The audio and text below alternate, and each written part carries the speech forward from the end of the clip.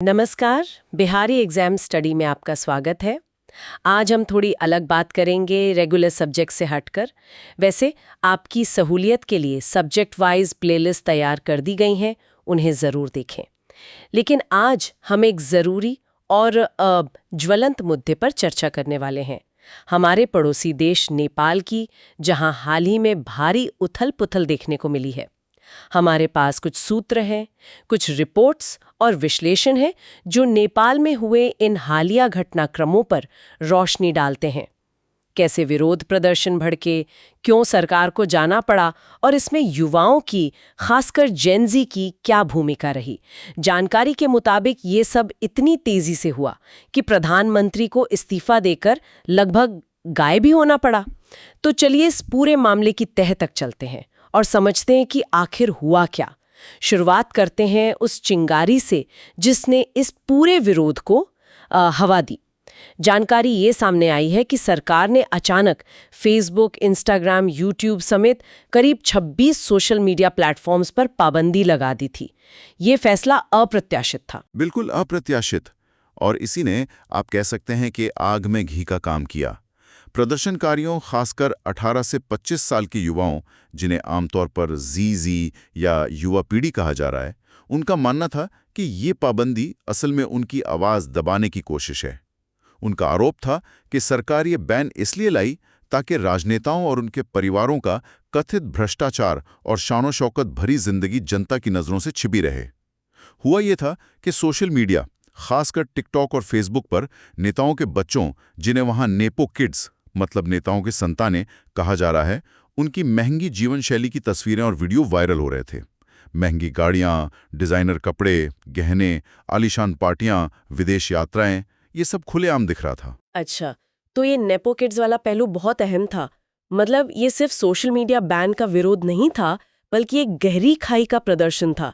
एक तरफ आम नेपाली नागरिक, जिसकी औसत आय सूत्रों के हवाले से महज $300 प्रति व्यक्ति बताई गई है, काफी कहाँ है ये? और दूसरी तरफ नेताओं की वो संतानें जो जनता के पैसे पर ऐश कर रही हैं, ऐसा आरोप लग रहा था। एकदम सही। यही वो मुख्य विश्लेषण है जो सूत्रों से उभर कर आ रहा है। ये गुस्सा उस गहरी खाई को दिखाता है जो नेताओं की संतानों की कथित अरबों की जीवन शैली और एक औसत नेपाली नागरिक के रोजमर्रा की जद्दोजहद के बीच पनप रही थी। सोशल मीडिया ने बस इस खाई को सबके सामने लाकर रख दिया था। जब सरकार ने उसी सोशल मीडिया पर बैन लगाया तो लोगों को लगा कि सच छुपाने की कोशिश हो रही है। बस यही गुस्सा सड़कों पर फूट पड़ा और इसका मुख्य नारा या थीम बना यूथ अगेंस्ट करप्शन, यानी भ्रष्टाचार के खिलाफ युवा।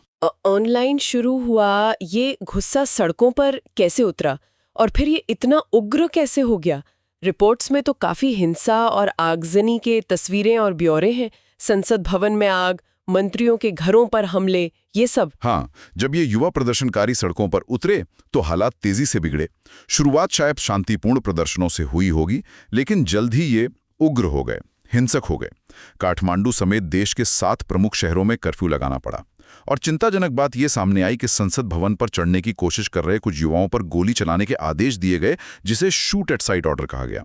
इन घटनाओं में रिपोर्ट्स के मुताबिक करीब 19 युवाओं की जान चली गई। 19 मौतें? हाँ। हो, ये तो बेहद गंभीर आंकड़ा है। हाँ। क्या इन मौतों की जिम्मेदारी को लेकर कोई बात सामने आई? क्या किसी जांच की मांग हुई? इन दुखद मौतों के बाद भारी दबाव बना और इसके चलते तत्कालीन गृह मंत्री ने नैतिक जिम्मेदारी लेते हुए इस्तीफा दे दिया। हालांकि उनके इस्तीफे तक कह सकते हैं कि हालात काबू से बाहर हो चुके थे। प्रदर्शनकारियों की मांगों में यह भी शामिल था कि गोली चलाने के लिए जिम्मेदार लोगों पर कड़ी कार्रवाई हो, लेकिन अभी तक किसी स्वतंत्र जांच की ठोस जानकारी सामने नहीं आई है।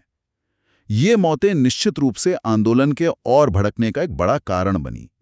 हिंसा बढ़ी, एनर्जी मिनिस्टर के घर के बाहर उग्र भीड़ जमा हुई, उनके घर में आग लगा दी गई और संसद भवन परिसर में भी आगजनी की घटनाएं हुई।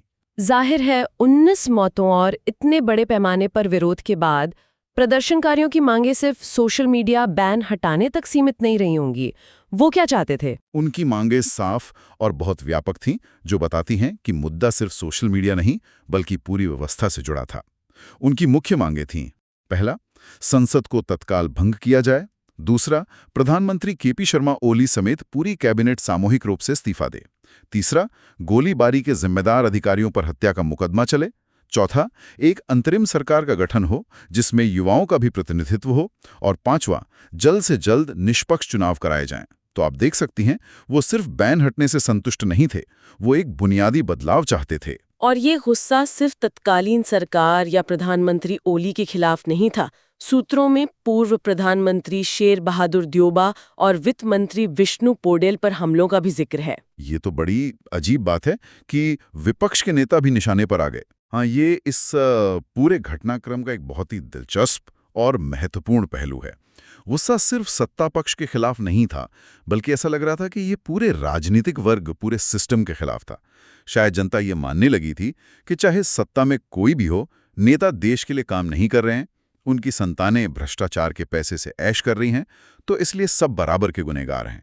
यही वजह है कि पूर्व प्रधानमंत्री और नेपाली कांग्रेस के नेता शेर बहादुर देउबा के घर में घुसकर तोड़फोड़ की गई और रिपोर्ट्स के मुताबिक उन्हें पीटा भी गया। उनकी नाक से खून बहने की तस्वीरें भी सामने आईं। अरे बाप रे! इसी तरह तत्कालीन वित्त मंत्री विष्णु पोडेल को काठमांडू में सड़क पर उनके घर के पास ही दौड़ा कर पीटा गया। मतलब किसी को नहीं बख्शा गया, चाहे वो सत्ता में हो या विपक्ष में। और ये हिंसा क्या सिर्फ नेताओं के घरों तक ही सीमित रही? बिल्कुल नहीं। ये गुस्सा हर उस प्रतीक पर निकला जिसे लोग मौजूदा व्यवस्था से जोड़कर देख रहे थे। प्रधानमंत्री ओली जो अपूर्व हो चुके हैं, गृह मंत्री, विदेश मंत्री के आवासों और कार्यालयों पर हमले हुए। यहां तक कि राष्ट्रपति भवन और सर्वोच्च न्यायालय जैसी संस्थाओं की इमारतों में भी आगजनी की घटनाएं हुईं। सत्ताधारी communist party of Nepal unified Marxist Leninist CPN-UML, जो ओली की पार्टी थी, और मुख्य विपक्षी दल नेपाली कांग्रेस पार्टी, दोनों के पार्टी दफ्तरों को भी नहीं बख्शा गया। अच्छा। काठमांडू में सिंह दरबार, जो नेपाल का प्रशासनिक केंद्र है, और सर्वोच्च न्यायालय जैसी महत्वपूर्ण इमारतों में भी आग लगाई गई। यहां तक कि हिल्टन जैसे बड़े होटलों के पास भी आग की लपटें देखी गईं। ये तस्वीरें बताती हैं कि गुस्सा कितना ज्यादा और कितना व्यापक था। ये सिर्फ कुछ नेताओं के खिलाफ नहीं, बल्कि पूरे तंत्र के खिलाफ नजर आ रहा था। इस चौतरफा दबाव और बढ़ते हिंसा का सीधा असर प्रधानमंत्री ओली की स्थिति पर पड़ा होगा। कल तक तो वो कह रहे थे कि झुकेंगे नहीं, फिर अचानक इस्तीफा कैसे दे दिया? बिल्कुल, दबाव जबरदस्त था। ओली ने स्थिति संभालने की कोशिश में पहले एक सर्वदलीय बैठक बुलाई, लेकिन वहां भी उन्हें पद छोड़ने की ही सलाह मिली। इस बैठक में राष्ट्रीय स्वतंत्र पार्टी RSP शामिल नहीं हुई, क्योंकि उनके नेता रवि लामिछाने को पहले ही सरकार ने जेल में डाल दिया था और उनकी पार्टी सरकार से समर्थन वापस ले चुकी थी। बैठक के बाद ओली के पास ज्यादा विकल्प नहीं बचे थे। उन्होंने राष्ट्रपति विद्यादेवी भंडारी को अपना इस्तीफा सौंप दिया और फिर सेना की सुरक्षा में किसी अज्ञात स्थान पर चले गए। अज्ञात स्थान पर? हाँ, कुछ अफवाहें उड़ी कि वो दुबई भाग गए हैं, लेकिन इसकी कोई आधिकारिक पुष्टि नहीं हुई है। और हाँ, ये वही ओली हैं जिन्होंने इस्तीफा देने से सिर्फ एक दिन पहले तक सार्वजनिक रूप से कहा था कि वो झुकने वाले नहीं हैं। लेकिन जेनजी और आम जनता के प्रदर्शनों के आगे वो टिक नहीं पाए। उनका ये पतन नेपाल की राजनीति में अस्थिरता के लंबे इतिहास की कह सकते हैं एक और कड़ी बन गया। तो क्या इस पूरे जेनजी आंदोलन का कोई एक चेहरा उभर कर सामने आया, या ये पूरी तरह से बिना किसी नेतृत्व के युवाओं का स्वतः स्फूर्त आंदोलन था? ये कहना थोड़ा मुश्किल है कि कोई एक ही चेहरा था। जेनजी की भूमिका और सोशल मीडिया का प्रभाव तो केंद्रीय था ही, लेकिन विश्लेषण 2-3 नामों पर खास ध्यान दिलाते हैं। एक है काठमांडू के मेयर बालेन शाह। बालेन शाह, हाँ, उनका नाम सुना है जी। करीब 35 साल के ये पूर्व रैपर हैं और युवाओं के बीच खासे लोकप्रिय हैं। उन्होंने फेसबुक पर एक पोस्ट लिखकर कहा था कि चूंकि ये 15 से 28 साल के युवाओं का प्रदर्शन है, वो अपनी उम्र 35 साल के कारण खुद इसमें सीधे तौर पर शामिल नहीं हो सकते, लेकिन आंदोलन को उनका पूरा समर्थन है। जानकारी के मुताबिक प्रदर्शनों के दौरान सरकार ने उन्हें नजरबंद भी कर दिया था, जिससे उनकी लोकप्रियता शायद और बढ़ी। अच्छा, नजरबंद भी कर दिया था। जी हाँ। दूसरा नाम सुदान गुरुंग का है, जो हामी नेपाल नाम के एक गैर सरकारी संगठन NGO के संस्थापक हैं। ये संगठन आमतौर पर आपदा राहत जैसे बाढ़ या भूकंप पीड़ितों की मदद के लिए जाना जाता है, जिसे 2015 में शुरू किया गया था। लेकिन सूत्रों के मुताबिक इस बार इस संगठन ने युवाओं को संगठित करने में पर्दे के पीछे से भूमिका निभाई। कहा जा रहा है कि संगठन ने युवाओं को यूथ अगेंस्ट करप्शन जैसे नारे लिखित तख्तियां या पोस्टर मुहैया कराएं और विरोध प्रदर्शन करने के तरीके सुझाए। और रवि लामिछाने का भी जिक्र बार बार आ रहा है, जिनकी पार्टी सर्वदलीय बैठक में शामिल नहीं हुई थी। उनका क्या हुआ? हाँ, रवि लामिछाने, जो राष्ट्रीय स्वतंत्र पार्टी RSP के नेता हैं, वो भी एक महत्वपूर्ण किरदार बनकर उभरे हैं। जैसा कि हमने बात की, उनकी पार्टी पहले ही ओली सरकार से समर्थन वापस ले चुकी थी और उन्हें जेल में डाल दिया गया था। जी। लेकिन अब ओली के इस्तीफे के बाद उन्हें रिहा कर दिया गया है। अब राजनीतिक गलियारों में ये कयास लगाए जा रहे हैं कि शायद बालिन शाह और रवि लामिछाने मिलकर अगली सरकार बनाने की कोशिश कर सकते हैं। अच्छा, ये दोनों मिलकर? हाँ, ऐसी अटकलें हैं। दोनों ही युवा हैं, दोनों को मौजूदा व्यवस्था के खिलाफ आवाज उठाने वाले के तौर पर देखा जा रहा है, और दोनों ही एक तरह से सरकारी कार्यवाही का शिकार हुए, एक नजरबंद, दूसरा गिरफ्तार। लेकिन ये कहना जल्दबाजी होगी कि सिर्फ यही दो लोग आंदोलन के कर्ता धर्ता थे। देखिए, 19 युवाओं की जान गई है, लाखों लोग सड़कों पर उतरे, तो जमीनी स्तर पर युवाओं की भागीदारी को नजरअंदाज नहीं किया जा सकता। तो ये साफ है कि मामला सिर्फ भ्रष्टाचार और सोशल मीडिया बैन का नहीं था। जैसा आपने नेपो किड्स, राजनीतिक वर्ग के प्रति व्यापक गुस्से और अस्थिरता का जिक्र किया, क्या और भी गहरे मुद्दे थे जो इतने बड़े उबाल का कारण बने? बिल्कुल। भ्रष्टाचार और नेपो किड्स वाला मुद्दा तो वो चिंगारी थी जिसने बारूद में आग लगा दी। लेकिन बारूद कई सालों से जमा हो रहा था। बढ़ती बेरोजगारी नेपाल के युवाओं के लिए एक बहुत बड़ी और गंभीर समस्या है जो उन्हें हताश कर रही है। इसके साथ ही लगातार बदलती और अस्थिर सरकारें, ये आंकड़ा चौंकाने वाला है कि पिछले 17 सालों में नेपाल में 15 सरकारें बदी और गिरी हैं। 17 सालों में 15 सरकारें? जी हाँ। इस राजनीतिक अस्थिरता के कारण कोई भी सरकार ठोस नीतियां नहीं बना पाती, दीर्घकालिक योजनाएं लागू नहीं हो पाती, और जाहिर है भ्रष्टाचार को फलने फूलने का मौका मिलता है। सूत्रों में 2021, 2023 और 2024 में हुए हजारों करोड़ के घोटालों की खबरों का भी जिक्र है, जिसने जनता के गुस्से को और बढ़ाया। इसके अलावा विदेशी शक्तियों का प्रभाव भी एक महत्वपूर्ण कारक था। खासकर चीन का बढ़ता दखल और भारत के साथ लिपुलेख सीमा विवाद पर ओली सरकार के रुख को लेकर भी लोगों में काफी नाराजगी थी। अच्छा, चीन और भारत वाला एंगल भी था? हाँ, बिल्कुल। एक धारणा ये बन रही थी कि सरकार चीनी दबाव में चीन से जुड़े टिकटॉक को तो चलने दे रही है, लेकिन अमेरिकी कंपनियों फेसबुक, इंस्टाग्राम वगैरह पर बैन लगा रही है। साथ ही लोगों में ये गुस्सा भी था कि ओली सरकार लिपुलेख मुद्दे पर चीन के सामने भारत के पक्ष को कमजोर कर रही है, जबकि चीन ने खुद इसे भारत और नेपाल के बीच का द्विपक्षीय मामला बताया था। तो इन सब चीजों का मिलाजुला असर इस व्यापक और कह सकते हैं विस्फोटक विरोध के रूप में सामने आया। पड़ोसी देश होने के नाते भारत के लिए ये स्थिति काफी महत्वपूर्ण है।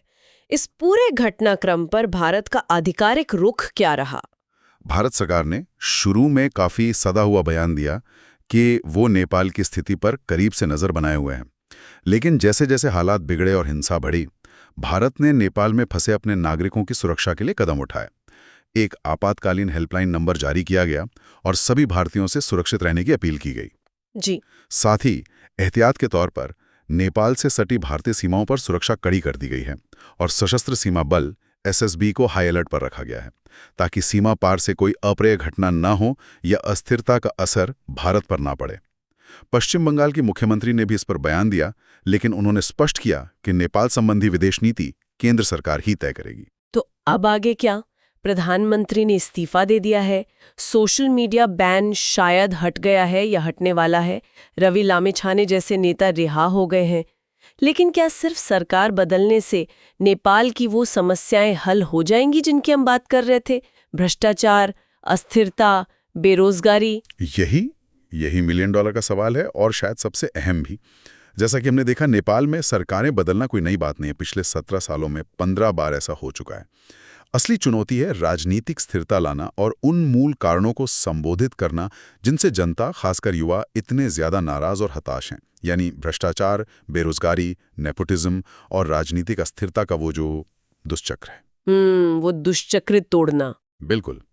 जिनजी ने अपनी ताकत दिखाकर एक सरकार तो गिरा दी, लेकिन अब उन्हें और देश के बाकी हितधारकों को मिलकर यह तय करना होगा कि उन्हें कैसी व्यवस्था चाहिए, कैसी सरकार चाहिए जो उनकी आकांक्षाओं को पूरा कर सके। क्या बालिन शाह और रवि लामिछाने जैसे नए चेहरे वो स्थिरता और बदलाव ला पाएंगे जिसकी उम्मीद की जा रही है, या ये भी अस्थिरता के लंबे दौर की एक और कड़ी साबित होगी? ये देखना होगा। नेपाल को अपनी दिशा स्पष्ट करनी होगी, न सिर्फ आंतरिक स्थिरता और शासन के लिहाज से, बल्कि अपने बाहरी संबंधों को लेकर भी। खासकर भारत और चीन जैसे दो बड़े पड़ोसियों के बीच संतुलन कैसे ज्यादा जाए, ये एक बड़ा और जटिल प्रश्न बना रहेगा। हाँ, वो संतुलन हमेशा से एक चुनौती रहा है। जी। केपी शर्मा ओली का झुकाव चीन की तरफ और भारत के साथ उनके तनावपूर्ण रिश्ते जगजाहिर थे। अब देखने वाली बात होगी कि नई व्यवस्था या आने वाली सरकार इन संबंधों को कैसे निभाती है और अपनी विदेश नीति को क्या दिशा देती है। तो ये थी नेपाल की हालिया उथल-पुथल की कहानी, जेनजी का गुस्सा, भ्रष्टाचार और नेपो किड्स का मुद्दा। सोशल मीडिया की दोधारी ताकत, दशकों पुरानी राजनीतिक अस्थिरता और विदेशी दबाव का एक जटिल मिश्रण। एक ऐसा आंदोलन जिसने देखते ही देखते एक मजबूत दिख रही सरकार को घुटनों पर ला दिया। बिल्कुल। ये घटनाएं हमें सोचने पर मजबूर करती हैं कि जब युवा शक्ति, खासकर जेनजी, संगठित होती है और सोशल मीडिया जैसे आधुनिक उपकरणों का इस्तेमाल करती है, तो वो बड़े से बड़े बदलाव लाने की क्षमता रखती है। लेकिन असली परीक्षा अब शुरू होती है। क्या ये बदलाव सिर्फ सत्ता परिवर्तन तक सीमित रहेगा, या ये नेपाल को एक स्थिर, जवाबदेह, पारदर्शी और समृद्ध भविष्य की ओर ले जाएगा? इसका जवाब भविष्य ही देगा। बिल्कुल सही कहा।